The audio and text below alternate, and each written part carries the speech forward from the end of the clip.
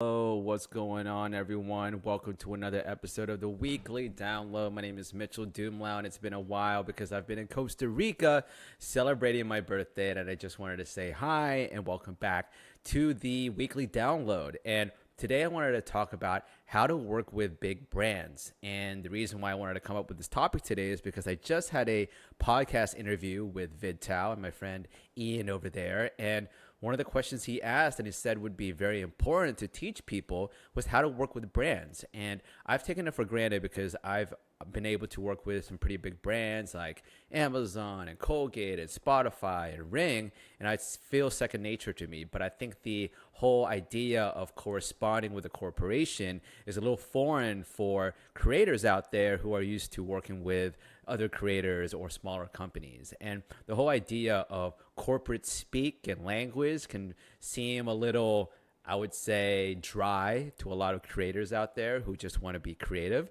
Although if you are someone who wants to create a commercial for Nike or for Adidas or for Louis Vuitton or for Doritos, there is going to be a time when you're going to have to talk to the C-suite or the creative director or the agency about your vision, and then also take their notes, and then at the end of the day use corporate speak or even just professional language for you to get your vision across, and also to be respected in the corporate world or working with brands or in general having your own business as a production company owner.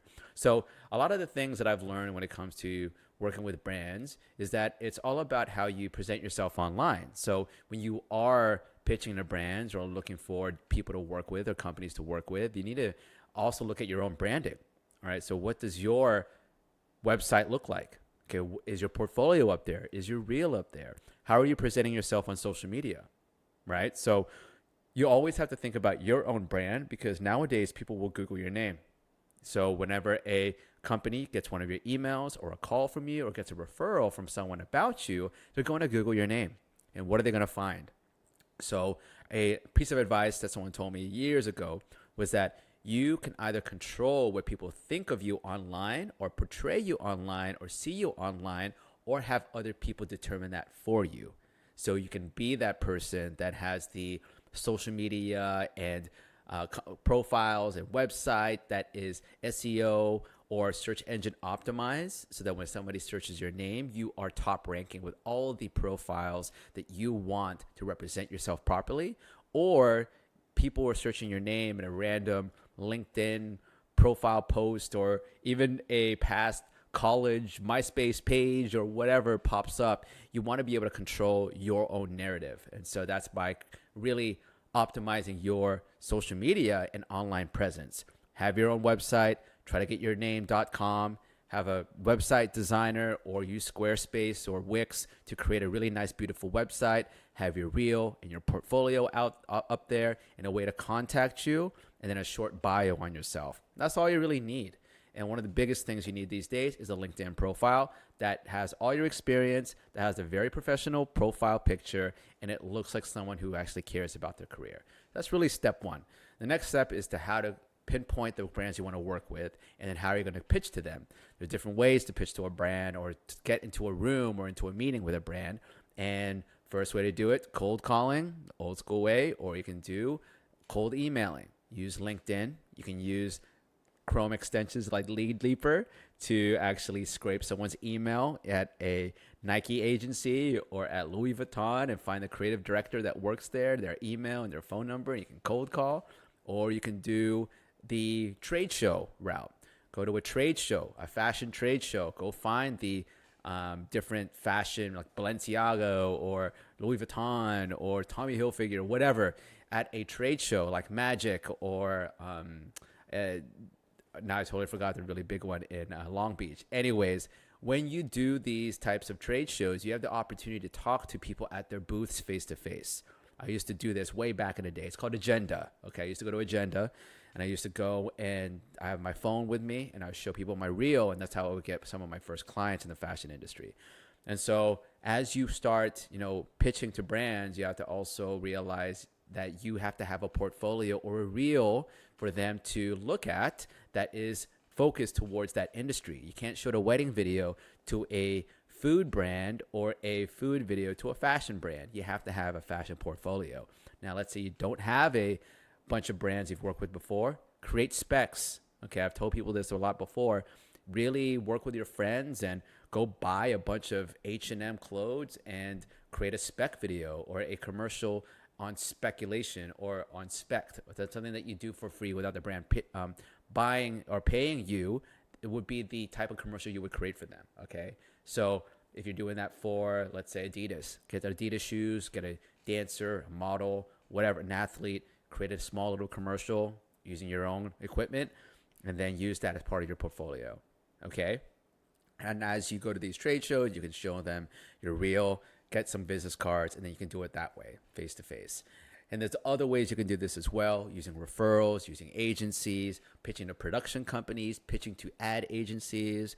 And then the old-fashioned way of doing it is being a PA on set, and then making your way up to the camera department, maybe becoming a DP or an AD, an assistant director, and then from there, doing specs on the side, spec commercials on the side, using the money you got from production to fund your own spec commercials. You can probably send that to an agent from the director on set, or have the director look at it. Maybe you can become a second unit, or you can just, apply for different types of grants, or you can apply for programs like the CDDP, which is a great program from my friend, Timika Lamington, which is on my podcast. And there's a bunch of other ways, but those are some ways that you can pitch to brands or become a commercial director and get noticed by brands. And then the next step is to how to work with brands so that you can keep them for future projects and they can come back and hire you. Now, a lot of what I've taught in the past when it comes to working with brands really comes down to communication. Really communicate with the brand so that you know what they're looking for in the campaign and in the video, what their goals are, what their overall vision is. And then your goal is to meet in the middle.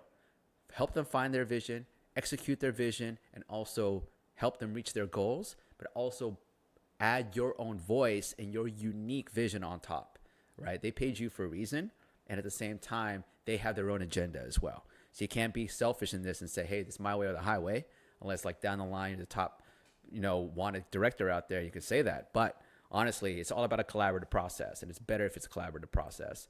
And so I feel that the best way to do that is to really know what the client wants, the brand wants, and really using your expertise to help them get there and adding your own unique voice so that you can have that as part of your reel and you can just be happy on set doing what you love to do. Another way too is how to speak to corporate or to speak to an agency or to professional people so that you don't sound like a unprofessional or someone that has never dealt with their brand before. I had a really great video a few weeks ago about soft skills or how to talk to people or how to network or how to communicate with people as a shy introvert. And, one of the best things to do is to get to know the other person by asking questions, get to know their brand by asking questions so that people know that you are interested in actually helping them and to get to know about their brand and the person that you're working with. At the same time, doing research on their brand. You get to know their social media content, see their strategy, see if they work with, look at their quarterly earnings. How are they doing financially? How are their past campaigns done? Look at their commercials. What have they won? What have they launched? Having that type of knowledge is really helpful because then you can actually talk to them in a professional way, saying, hey, I've done all this research. Here's what I think is great. Here's what I think you can improve. And here's how I can help you. Let's make a campaign around that goal. So doing research, asking questions, and also at the end of the day, just having the type of conversation where you are mentioning their name. You're also being very cognizant of the project and the call and their time. Don't waste your time with personal calls on the side. At the end of the day, this is a business relationship, so keep it nice and succinct whenever you have a call. Don't try to go for a 2-hour call. And really know what the goal is for every single call and every single conversation, and really have conversations towards that goal. Okay, don't try to yes, it's great to have a personal relationship, but also it's our business relationship, and just try to get things done. Try not to have too much drama. Be okay with notes. Don't take it personally. And when people are trying to, when you're delivering, deliver on time, deliver in a way that looks professional. Don't just send a link without any context. Right? Have a subject line that says the name of the project, the version of the cut, the date, and then maybe within the body of the email, it's like, hey, so-and-so, here is, commercial version 2. the date, the link to their frame IO, and then all of a sudden you have the a list of things you did for the cut as well as the next steps for the cut. All right, that's something that I'm doing right now. So having a very professional demeanor about your correspondence, Sorry. And so other than that, talking with brands, really getting to know, the whole process, it's just all about making sure that they understand, what the task at hand is, and you're going to execute it, and you're going to do it without causing any drama. You're doing things on time and on budget. All right. And then afterwards, it's the whole idea of how to get them to hire you again. After you're done with a project and after it's, shipped and it's online and it's posted, keep in contact. Don't be too annoying and every single day say and ask them to hire you again. Just keep in contact. See how they're doing. Your point of contact. Compliment their recent videos. If they hired someone else for a video, it's okay. All right. I used to get pretty butthurt whenever somebody hires somebody else for a campaign, but then after a while I realized, no, that's great. I influenced them to hire somebody else because now they believe in video, and at the same time, like, good for them. Be happy and encouraging to your clients. And so with big brands, always keep in touch. Make compliment, any posts they have, and just keep in the contact with them, because you never know when they could always reach out back to you. Be polite, be professional, and at the end of the day, just be a friend. Okay, don't be someone that's going to be acting thirsty and asking for a job all the time. All right, so that to me are the steps to finding a brand, pitching a brand, and also working with a brand, and then retaining a brand and hopefully getting work in the future. Now, we did talk about pitching because that's a whole other video, which I've actually done a video on, but I'll do another one next week on how to pitch to brands. And hopefully this whole video was helpful for the folks out there who just want to create videos for brands and companies that you've always respected and wanted to work with, but never knew how to. Okay, so hopefully that was helpful. Thanks again for watching. My name is Mitchel Dumlao, and this is Video Content School, and this is the weekly download. And remember, I post every single week, and I'm here to help you grow your brand or your company or your career or your video production business with amazing content and educational information that you can use to grow your business or career. And if you like this, please like, comment, or share this with anyone you think would find this helpful.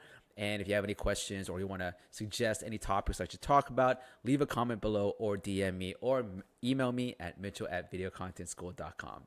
Thank you so much for watching, and I'll see you in the next video.